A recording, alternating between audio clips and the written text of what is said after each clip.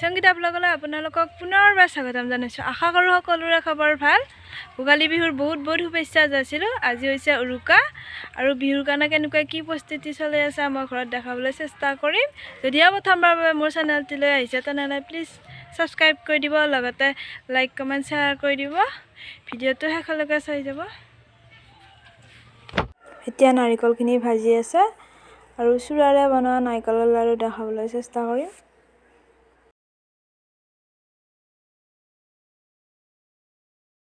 এতিয়া নাৰিকলখিনিত চূড়া ঢালি দিব।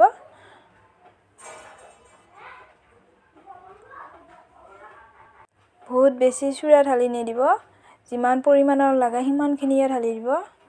বেছিকৈ ঢালি দিলে লাড়ুটো ঢিলা হ'ব।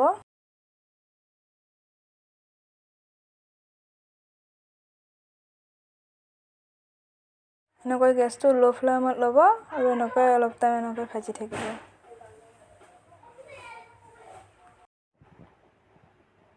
আৰু এনেকৈ মুঠা মাৰি চাব যে লাড়ুটো বান্ধ খাইছে নে নাই। যদি বান্ধ খাইছে তেতিয়াহ'লে নুমাই থ'ব।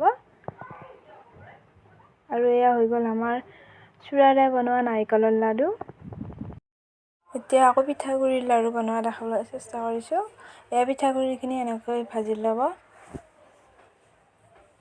এনেকৈ পিঠাগুড়িৰ পৰা কেঁচা গোন্ধটো যোৱালৈকে ভাজিব, ৰঙচুৱা কৰি নেপেলাব।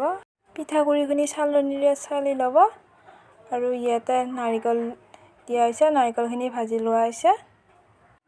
এতিয়া পিঠাগুড়িখিনিত নাৰিকলখিনি মিক্স কৰি দিম।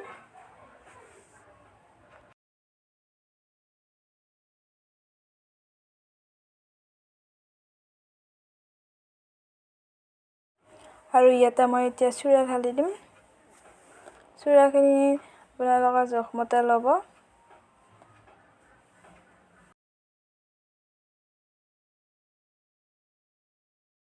এবাৰতে চূড়াখিনি ঢালি নিদিব, অলপ অলপকৈ ঢালি দিব।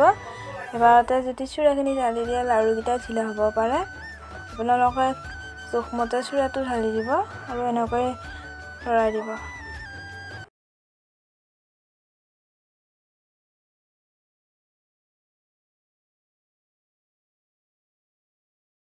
এতিয়া এটা ঘিউ দিম।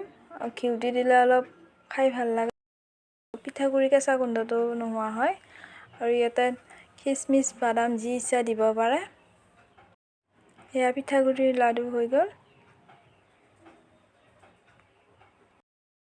আৰু এয়া পুখুৰীত মাছ মাৰি আছে।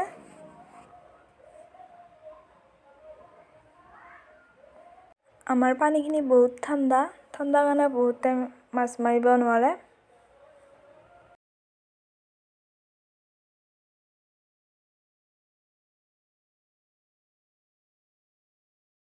ইয়াৰ ৰাজহাঁহ পুৰি আছে আৰু এনেকৈ হাঁহটো এনেকৈ পুৰিব লাগে, ইয়াৰ লোমবিলাক পুৰা যাবলৈ।